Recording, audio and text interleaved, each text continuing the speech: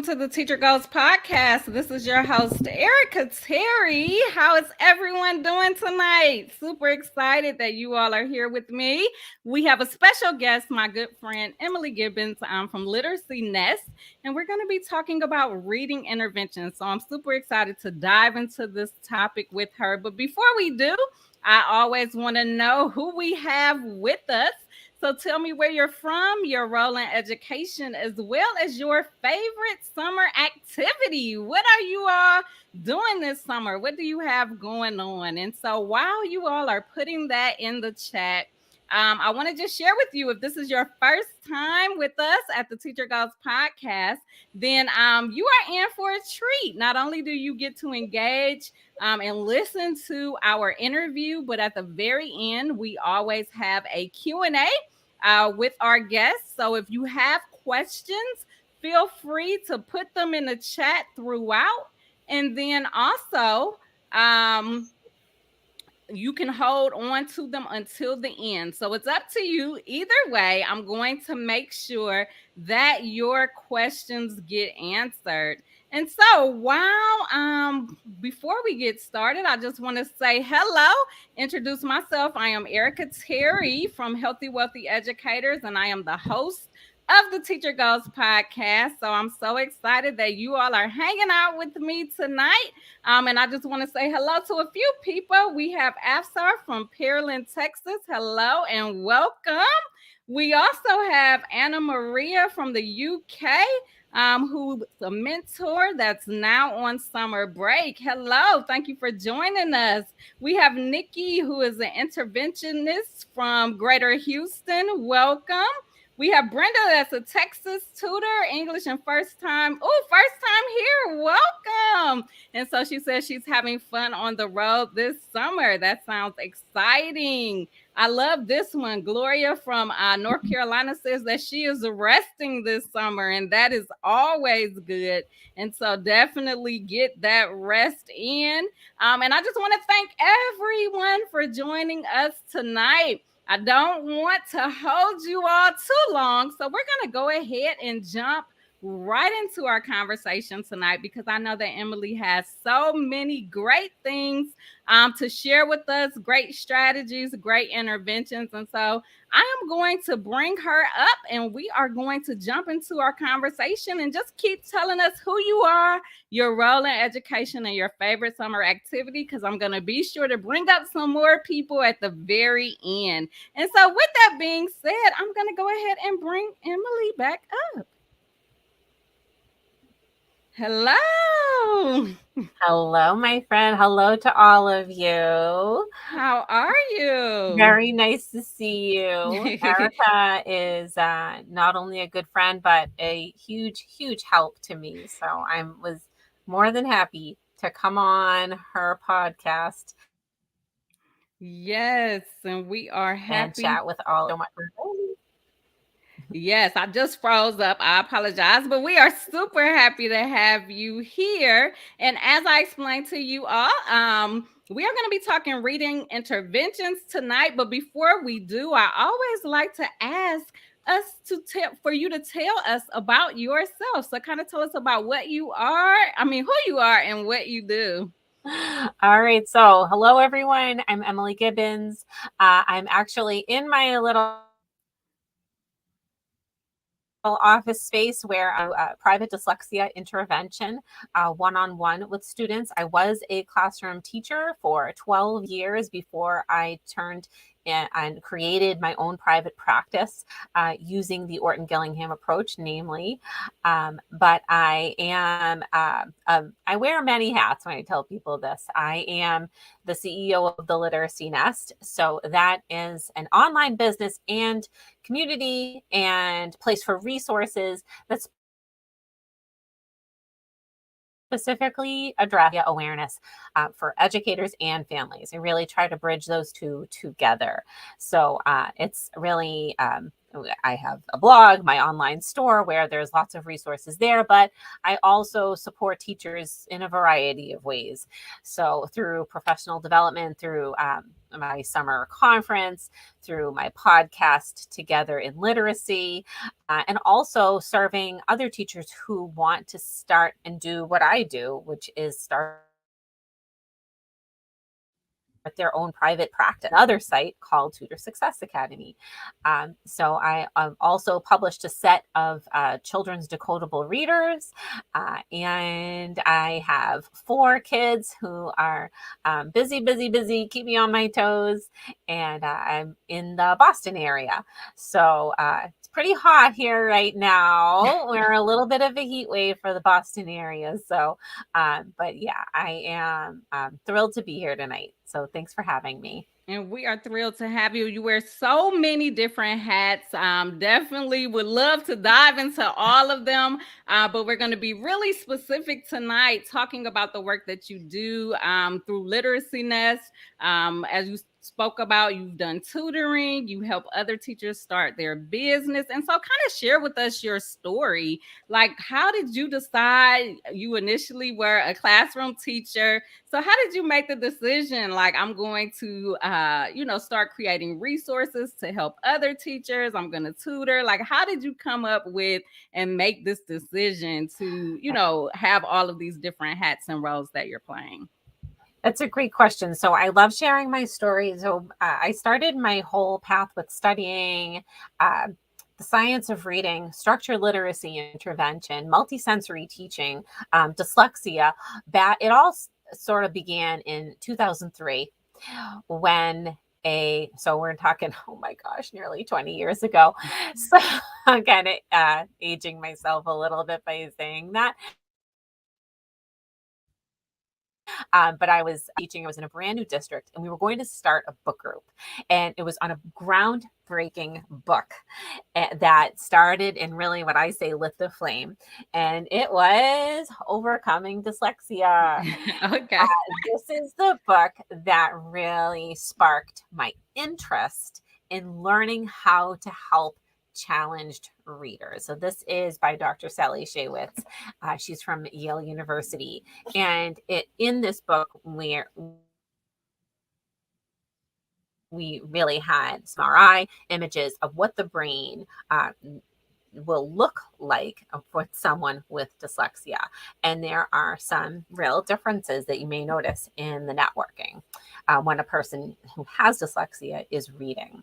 So at the same time, when we were doing that book group, I was also getting into my first set of training with multisensory teaching with a program called Project Read Phonology. And that program is still around today. It's sort of like an Orton Gilliam, but very scripted. And it was something that we had implemented with our 3rd graders, not even just at the intervention level, but really finding ways that we can incorporate the strategies for all our kids. Because a lot of the good teaching that we were doing with our intervention kiddos, we were finding out, hey, this works for our other kids as well. So through that, I realized I needed even more training. I had kids in my classroom that I really just were still dysfluent readers, poor spellers, poor writers, really not cracking the code. Orton Gillingham trained. I have done a variety of lengthy trainings and practicums. Let's see, over 320 hours of practicum. 12 graduate credits. So really a very, very lengthy training process over the years to work with children. And I knew at one point when my husband and I, we wanted to start a family, I wanted to make the transition out of the classroom. And at first I was traveling to different students to their homes to deliver Orton Gillingham intervention. And now I do it out of my home. So it's really exciting to have my students come to me and build relationships with them. And what I was finding while I was delivering intervention and learning more about Orton Gillingham, I noticed that there was a lack of resources, really, and also a lack of community. I felt very isolated. A lot of classroom teachers at the time when I was newly OG trained knew what I was doing or why I was doing it.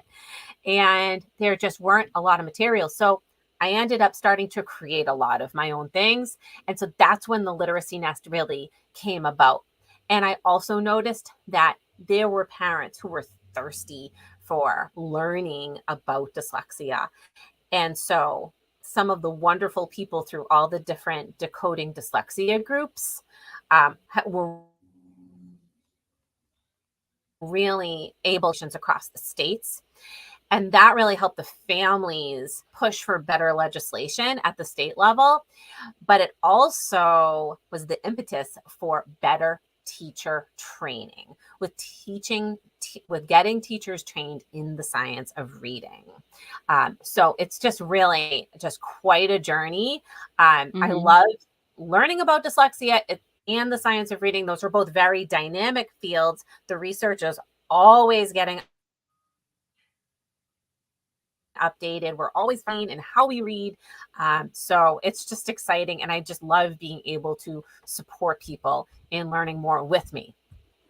Yes, and I know I can speak for here in Georgia. This is like a big topic right now. It And I'm is. sure it's that way in other parts of the country as well, which is why I think this conversation is so timely, especially as we think about, going back to school, starting the new year. Let's just dive into reading interventions. So tonight I really want us to focus on reading interventions that someone brand new, or someone that may not have been doing this work in the past can, start the school year off strong. And so when you think about how to improve like literacy skills for those struggling students, what are some of the strategies that you recommend or that you found to be most effective? Right. So I'll be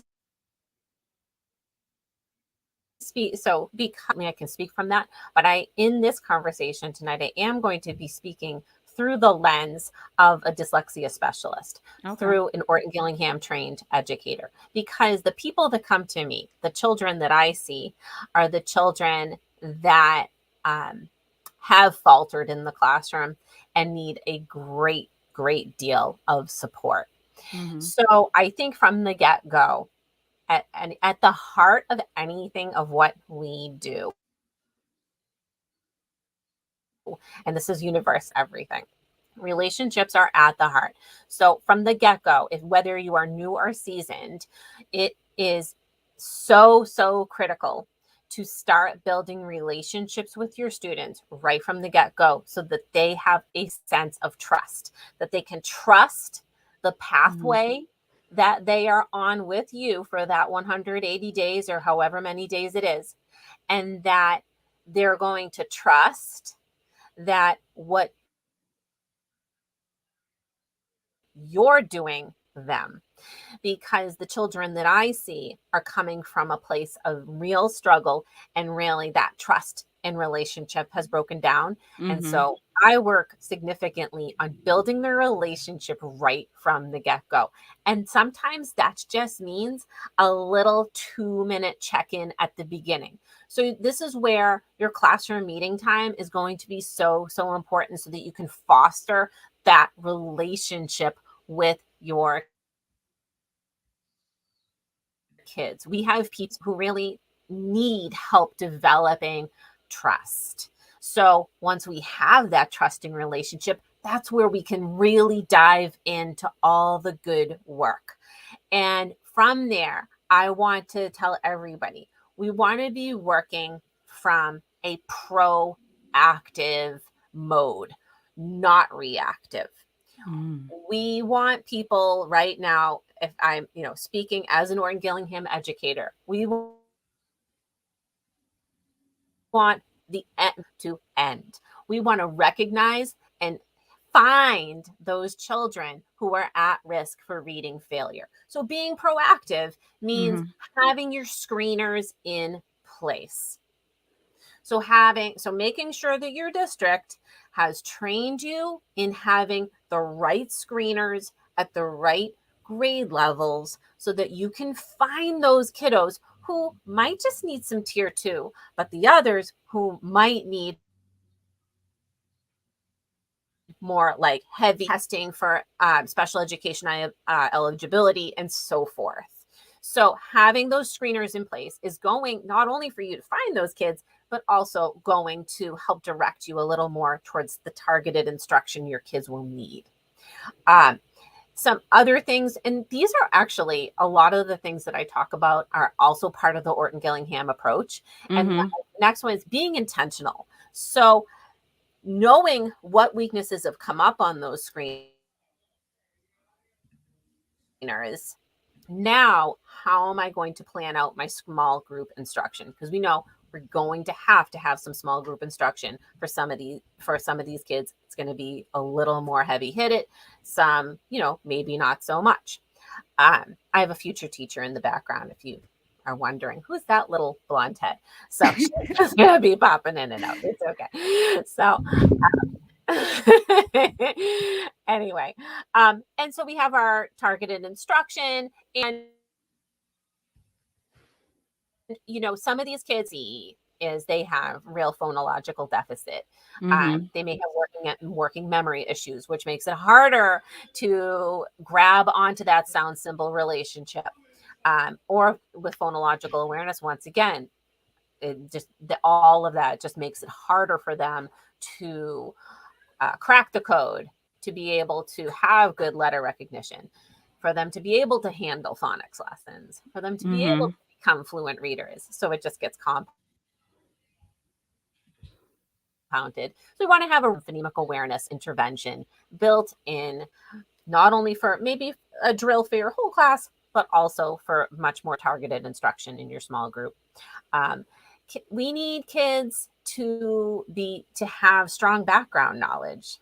If we're not going to help them build their background knowledge, then that's really going to hinder their vocabulary and their reading comprehension and their language development. We have kids really that do not have exposure to topics. So books like The Knowledge Gap, I think, have been really groundbreaking for us to realize that we do need to be building background knowledge into our curriculum. There isn't going to be any one magic program that is going to encompass everything you need to do. It doesn't exist. But we can integrate, we can pick and choose the ones in a structured literacy model, because we know that is the most effective model right now, is going to benefit more than half of the students in your class. So it just makes sense to incorporate that model. There's just so much more that I could get into this. The other thing I want to say is that we need to be flexible. That no, it doesn't have to be, here's the script, we need to be lockstep. We have got to be what we in OG say, we have got to be diagnostic and see what they need. If somebody is not benefiting from, say, your phonemic awareness drills in your whole class small group, what do you need to do differently? If your kids are really not ready to leave decodable readers yet, because they just haven't cracked the code and are not ready for real literature reading in your guided reading groups, then you can't take them out of those just yet. So we've got to remember that to be flexible. I love it. Yes, these are such great tips and strategies. And so I've tried to summarize them. Build relationships, be proactive, be intentional, build background knowledge, and be flexible. And so I know that you talked a little bit about, there's no perfect program when it comes to like building background knowledge. But if there was a strategy or tools that someone in the classroom, a teacher, could use to start building this background knowledge, is there any strategy or tool that you can recommend that someone can, look into and kind of research on their own? Right. So from a literacy perspective, we want to the brain learns best if we have direct and explicit instruction. That really is more student centered. So books like Explicit Instruction by Anita Archer and can work no matter what subject area you're in. So Mm-hmm. she's going to really go through responsibility, which is good teaching for Yes. every kid, right? Mm-hmm. So important. And I cannot stress that enough. I've done a whole podcast episode on gradual release of responsibility. So important. But other things that you want to make sure that you have in place in your school districts are your multi-tiered systems of support. So what your tier 1 instruction, that means like what's everybody really tight and really strong. So you may have your sound wall up so that your younger students are getting their mouth formations and their sounds and developing their letter recognition skills to move on to Mm-hmm. phonics. In the younger grades, we are going to have a library of decodable text in a variety of ways, whether it's little books or just short passages or poems. Other things, making sure that a spelling program built in, and that really comes that can come in a lot of different ways. I still truly and firmly believe that the brain works well with Mm-hmm. a multi-sensory approach. And multi-sensory doesn't have to be like, just tracing and shaving cream here. It's really so helpful for a variety of people with learning challenges, but for everyone. So technique can mean that we are looking at it, we're saying it and feeling it, and also Mm-hmm. hearing it. But you can also be touching, tracing as well. And I know some people might not call it multisensory anymore. They might call it multimodal. It's the same. I've been doing this long enough that we can change up our terminology here and there, Right. right, Erica? So those are a few small things. And I know if you're new and you may feel like, oh my gosh, I don't have yours. That's something you really want to speak to your literacy specialists about, or your admin, and really get them to see the importance of what a decodable library can be in your classroom, so that you're helping kids to crack that code and read effectively and not resort to guessing strategies like looking at the picture or looking at the first letter to guess out a word, which really isn't how the brain reads. That's a very disruptive pathway, those kind of pseudo strategies. If you want to learn more about explicit instruction, because I see some people are asking about that, Anita Archer really is the guru on explicit instruction, truly. Yes. And this really is, I would say, such a comprehensive resource to learn more about direct and explicit instruction and what that looks like. But really, use responsibility is one way that you can do that. So we're not leaving things up to chance, that we're Right. explicitly showing them that what were we working on yesterday? Here's what we're going to be working on today, and walking them through the steps. Yes, I love that tool. Yes, I have more explicit books. instruction. I have more books Yes, and she there has too. some good videos on YouTube too. So anyone Yeah, that's interested, maybe you haven't heard of Anita Archer, but she has some good awesome. yes, some good Awesome. videos on YouTube as She well. she has shared quite a bit on YouTube. Yeah. Well worth a watch for sure. Yes, absolutely. And so when teachers try to implement these reading interventions or, build this background knowledge that you talked about in their classrooms, what are some of the challenges that they tend to face? And most importantly, what can they do to overcome those challenges? All right, Erica, I'm just going to have you repeat the question one more time because it got chopped. Sorry. Yes. So when people are attempting to implement like reading interventions or build this background knowledge that you spoke about in their classroom, with all good things come challenges. So, what are some of the challenges that they face and what can they do to overcome them? Or just one challenge that is typical? I think one of the biggest challenges is lack of admin support. We have so many for change who would like to embrace it and to really look at the new research to them. It's not exactly new to people who have been doing this for a while, but new to them, and see how you can find the programs and the approaches that work best for your students. But you can't really make that happen if your admin is telling you need to use this program, or you have got to use this one assessment tool or this one resource, and feel really, really stuck when they're given that directive. Right. So, and I've been there. I've been given programs over the years that I knew, I'm like, this is not going to help my kids. I get it. Right. And have been given, you know, teacher training on it, and still like, no, this is not gonna help my kids, especially my challenged readers in my classroom. Right. So when teachers are really trying, I think that it's important for two things. Find someone as a sounding board that you can speak with in your building that is willing to try this with you.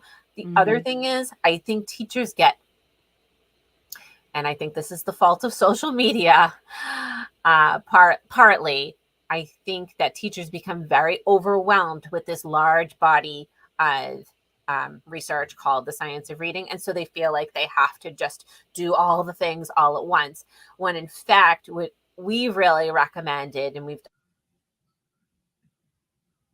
I've talked about this on the podcast, just focus on one area, pick just one area that you know is going to be the most impactful for your students. So if you have like a big group of dysfluent readers, hey, you dig into the fluency research. What does it tell you?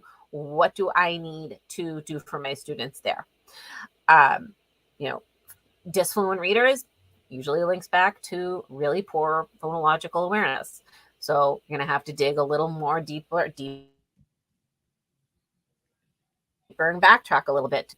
I think that being on social media, you'll find that there are people that have big voices, have a lot to say. There are a lot of groups, but it's I personally find to be a very big distractor and takes away from really some of these wonderful books that I will show you that you can dig into. Create a book group with like one or two other people that you want to read with and have these discussions with. Time and a place for some of these Facebook groups to have these conversations. However, they tend to turn into arguments with strangers. So find your people who really feel passionate about digging into these things with you, and work on just one area at a time. And I promise, instead of trying to change up everything, just focus on a couple things, or one or two. And I trust me, by focusing on one or two areas, you think see better results rather than cherry picking. Absolutely. And that actually, I felt like that was a great action to implement tomorrow, or when you go back to school, right? So, my takeaway, I mean, you shared so many nuggets tonight, but my takeaway was like, start small, right? Don't try to do all the things. You go back to school, you sit in these professional development, and they throw all of this stuff at you, right? And so Start small, choose one Mhm. area and focus on that, and you will have the great success. And so, if people want to learn more about you, if they want to get some more tips and strategies, or if they want to keep learning about literacy, tell us where they can find you. And you also have a special treat for our guest tonight. So, share that as well. Well, thank you so much. So if you go to my blog, theliteracynest.com, right away, you're going to see my blog and all the posts in there. And I take big, deep aspects of structured literacy and really speak from a practical standpoint. How to teach. Is it K or is it CK? How do I have meaningful review with my students? What are my kids' spelling errors trying to tell me? A lot. There are a ton. The Literacy Nest, I have such a large quantity of blog posts on there. It might feel like a little bit of a rabbit hole. Resources are on there as well, either through my Teachers Pay Teachers store. If you want to create your own resources, there's a membership program on my site called Word List Builder. The podcast link is on there. It's called Together in Literacy. And then so each year I host before I get into that, if you want to know my decodable readers, there's a link to the decodable books on my website as well. They were written and published through the publishing company Hegarty, which you probably are very familiar with. So you can get copies of those through them. This is my 4th annual virtual conference. It's called Building Readers for Life.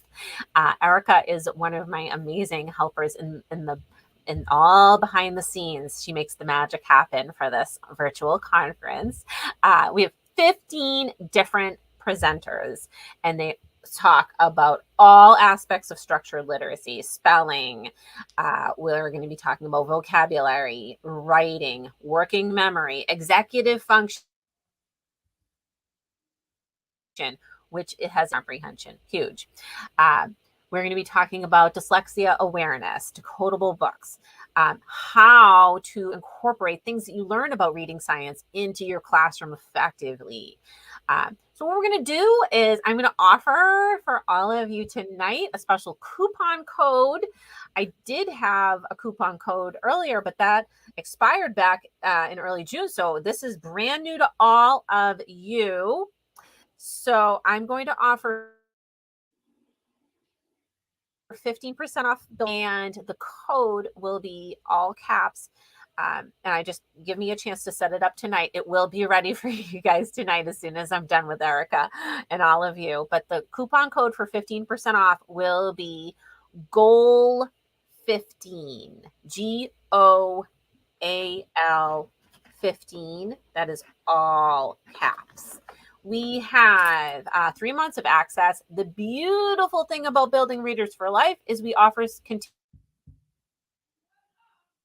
continuing education unit. For your recertification, I'm an ISET accredited provider, so your CEUs are acceptable for updating your certifications. So definitely take advantage of that chance. And so access will start August 1st, and then it's virtual, it's asynchronous. So you have like 3 months to watch them.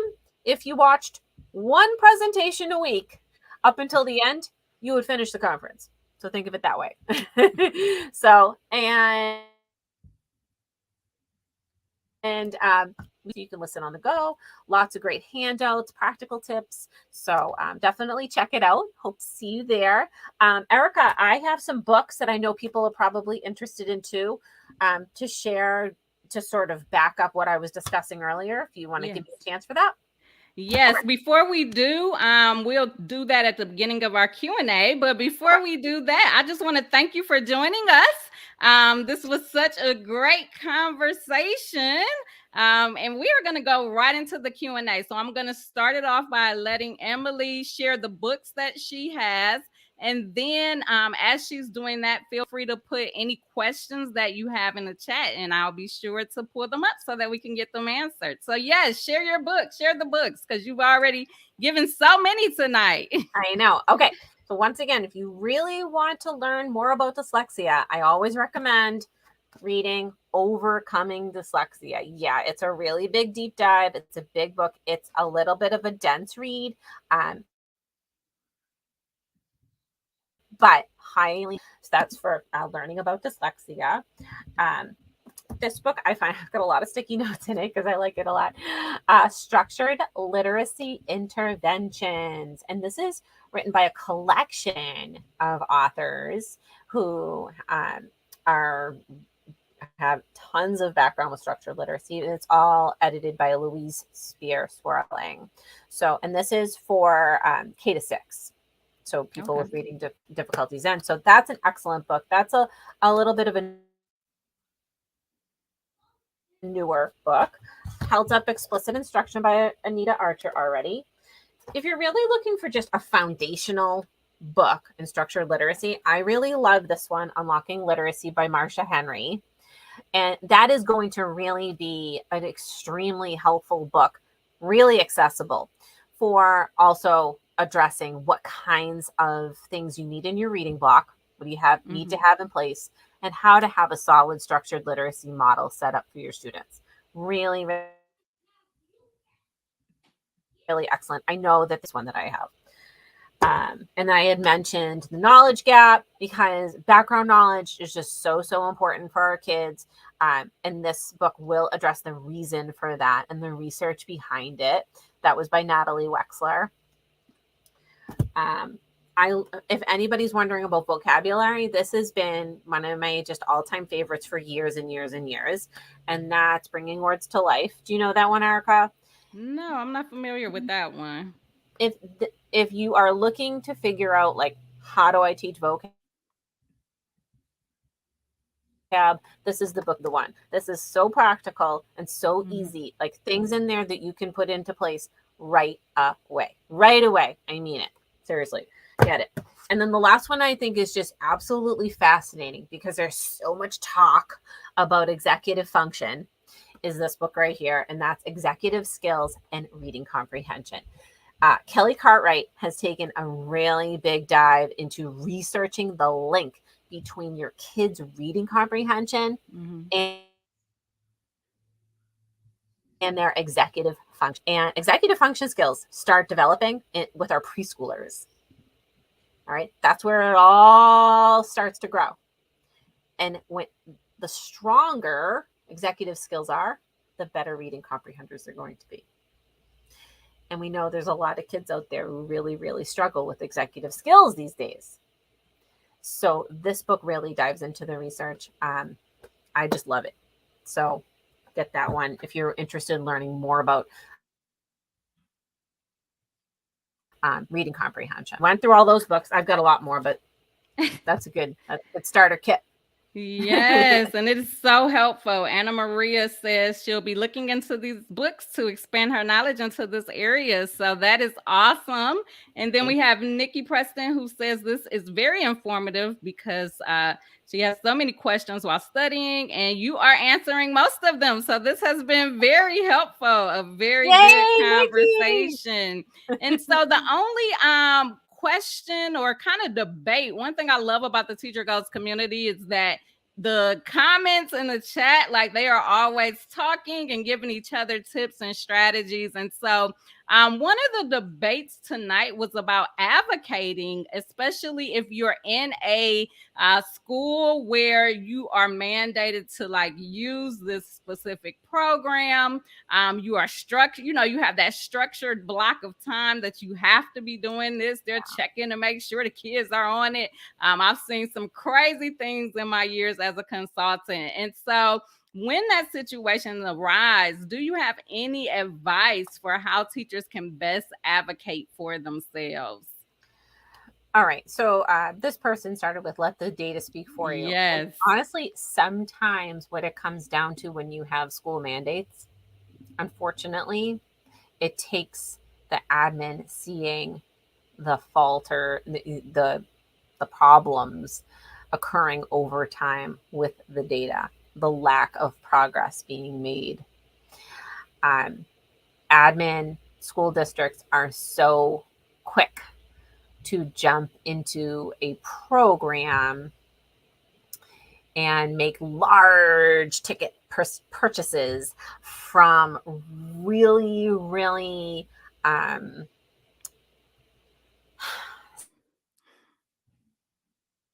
savvy publishing company, and they make these promises of change and effective progress.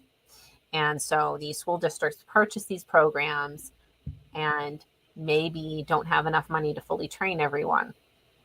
Maybe they just can only train the reading specialist and then tell the reading specialist, like, go train your grade levels. Right. Right.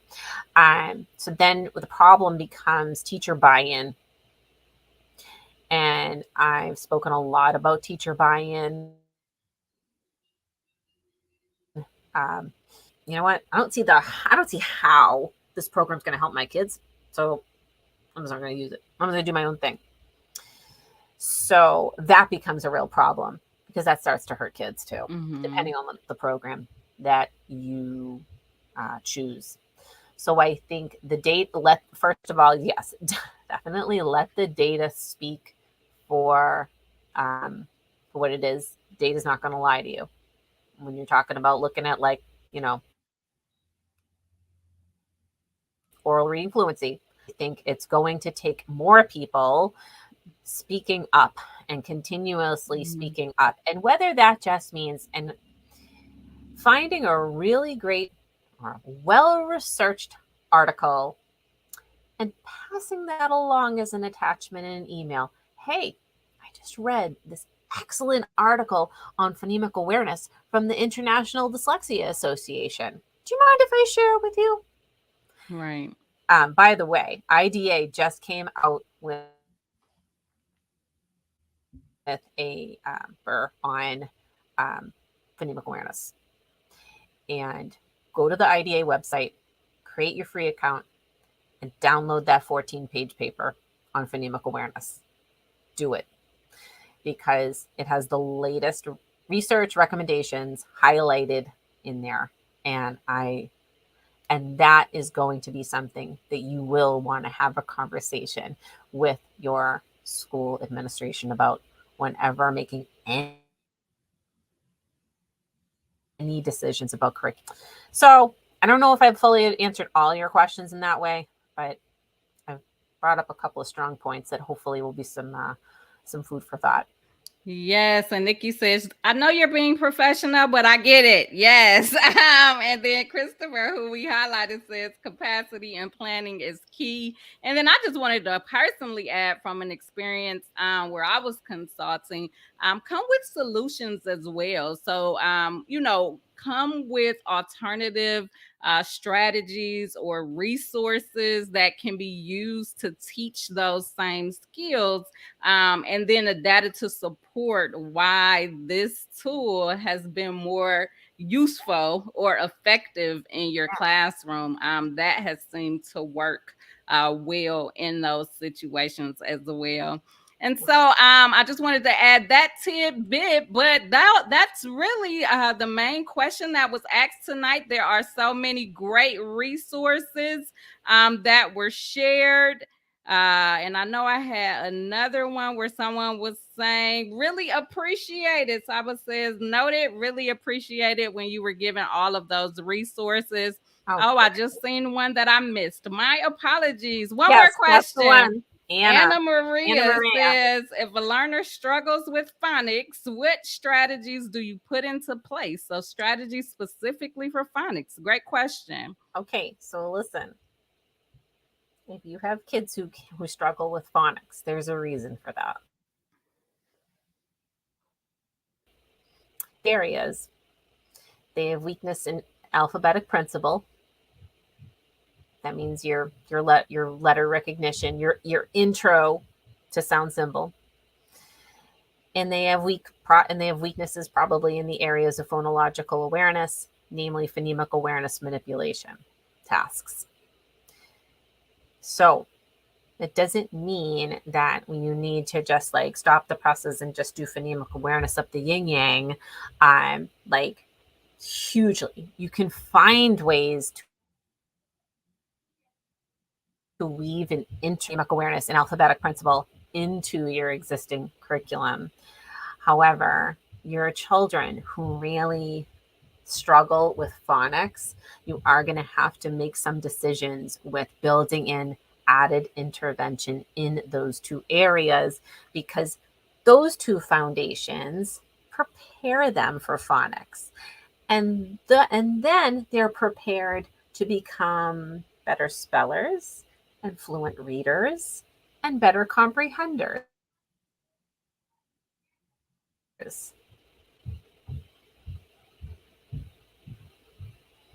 So hopefully that Awesome. answered. Yes, yes. Awesome. I am checking, making sure that I didn't miss any other questions. So good. Julie says, I love this page, and we love you, Julie. Thank you so much for hanging out with us. Emily, I'm not sure. Do you have a LinkedIn? A I LinkedIn account? do. I do have a So that is LinkedIn. a I'm not on there that much, but I do. But I the Literacy Nest, or Emily Gibbons, all of those.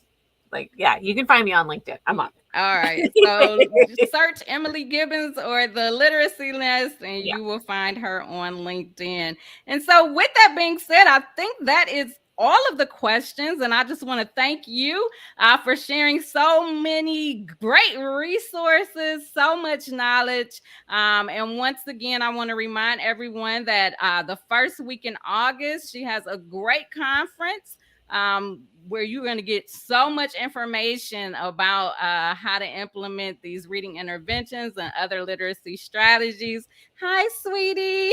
And so, with that being said, when you go to her website, you could get 15% off of that conference with the code GO15. And that is it. Yes, thank you so much. We appreciate you. And Thank we you. appreciate all of you all for joining us. We do not take it lightly or for granted that you are here hanging out with us. And so I just personally want to say thank you. Julie has said this page makes me feel validated, and she's been teaching for 36 years. So that is so wonderful. Thank I you love so that. much. I love that. Nikki says a plethora of info. I'm emailing my bosses tomorrow. All right. I love it. Nikki, let me know. Keep me posted. Keep me posted. I would love to hear how that goes. We are cheering you on. Yes, we Yeah, for are. sure. Yes, this was awesome. So thank you so much, everyone. Have a great night.